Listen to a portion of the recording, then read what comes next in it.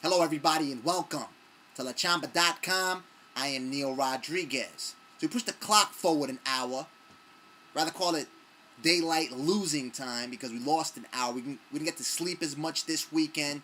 It's all gravy. Still going to be a strong week. We're still going to come out with a lot of power.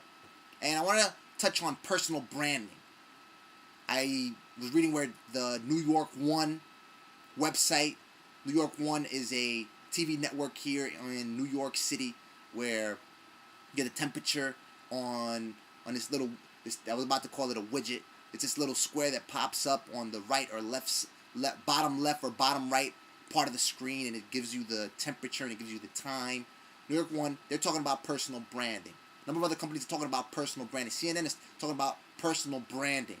I know there's a new book that's going to drop on personal branding. We're talking about personal branding. So, as I said before, I have a 12-year background in the brick and mortar sales. A lot of that had to do with branding, helping companies brand themselves. So, I learned how to brand companies by reading books such as these from these authors. Jack Trout, The New Positioning. Al Ries. They have a website, by the way, Ries.com. And their main focus, their brand, the way they brand themselves, the way they say that brands should brand themselves is by focusing. They have to focus on a certain category in which they dominate, the brands. For instance, Blockbuster Video. A few years ago, they used to dominate the DVD rental or the movie rental category. When they did dominate, they tried to drop Blockbuster Music. I never heard of it. I only saw it cited in one of those books. Blockbuster Music, automatic failure. Blockbuster Video wasn't positioned in the mind as being a place from which you can rent music. And it's also confusing to go out and rent music. So they failed in that venture. And they used to dominate the Blockbuster Video category. That was the only place that people would go to pay $3, $4 to rent a DVD. And when you can go to a corner store, to a corner DVD, a mom and pop DVD, or excuse me, keep talking about DVD, rather VHS rental store. You could rent a VHS for like 99 cents in Brooklyn, Queens. And people would still go to Blockbuster Video. They were focused. They were focused on renting video, and they grew their category. They grew their brand based on that. So when they get to Blockbuster Music, they failed. Same thing goes with the personal branding. When you personally brand yourself online or on your resume, you have to ensure that every bullet on your resume simply or solely addresses the requirements on that job advertisement. If you are applying to become a chef, there's no reason for you to put all the experience you had as a dock worker slinging fish onto a ski somewhere. If you're going to become a chef, you're going to become a culinary artist somewhere, there's no reason for you to add this irrelevant experience. Same thing when you're setting up the LinkedIn profile. You have to ensure that you focus it on something in which you specialize. Now, you may say, what if there are no jobs in my field then? That's where the new positioning comes in. This is what Jack Trout writes about. I don't remember any particular examples that he gave, but he states where companies, they have to start to change their entire business model in order to survive. So that happened with Netflix. Netflix came into the game and they took Blockbuster out of the game. Well, how? By specializing in being able to rent videos online and have them sent to your house. They specialize in it. And they are better than, it's not only in the mind of their position as being better because they are a leader in that category, because they came out as being the first in the DVD mail order rental service, or whatever you call it, whatever that category may be called. But they're actually better at it. I go to Netflix and I can go on the Monday before the DVD release, and I'll receive that new DVD release maybe 9 out of 10 times, probably 2 days later.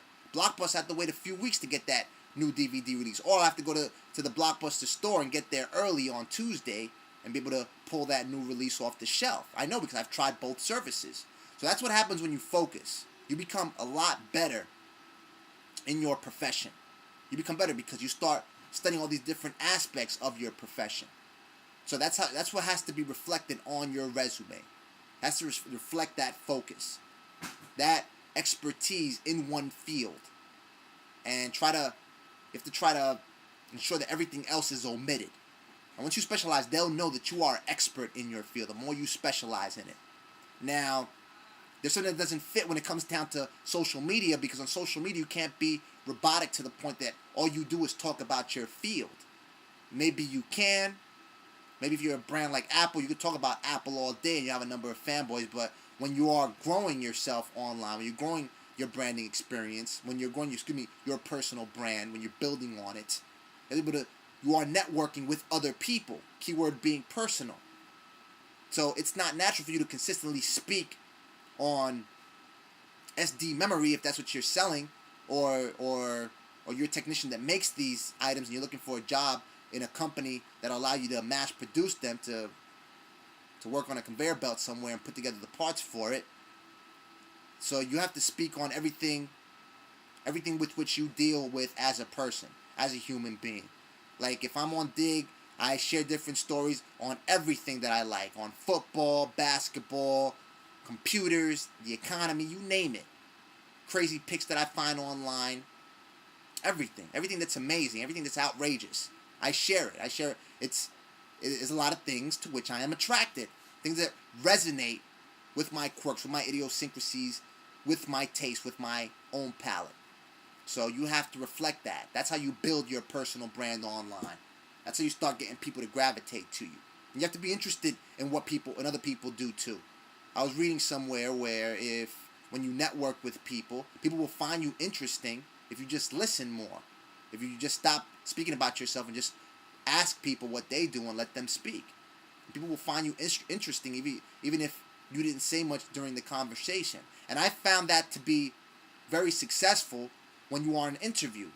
I've said it before. Try to be as brief as possible. Try to ensure that the interviewer is the one that's doing most of the talking. And I found that to be a success in interviews. So everything comes into play once you start to focus on your brand, once you start to focus on your specialty, but also be a human being. All right? Be empathetic with everybody else's interests as well. Know how to speak on other subjects as well. You have to be a human being. You have to be personal at it. You just can't be robotic, consistently speaking on your brand, self-promoting yourself. You have to share other items on the web. That's one of the cardinal rules of social media. You just can't self-promote yourself. All right? Another thing would be to start to promote other stories on your industry or other websites. Not just, maybe your competitor. If your competitor comes out with something that's worthy of being viral, and you share it. You help that get spread across the internet. All right? It's not going to take any food off your table. There's enough to eat for everybody. Believe me when I tell you. Online, there's enough traffic for everybody. You just have to know how to network yourself. All right? And everything comes down to being a human being. A lot of these platforms, there are different ways for you to deal with them, for you to work them.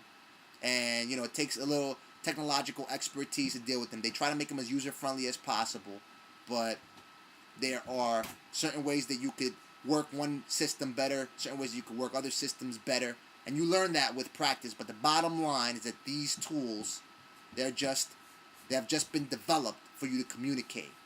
So the communication, the message has to be ideal, has to come from a human being, because you're talking from a human being to another human being. So that's why it's called personal branding.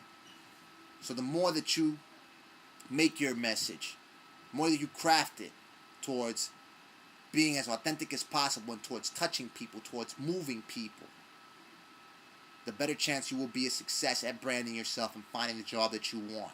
I thank you for watching. My name is Neil Rodriguez. Until next time, have a great week.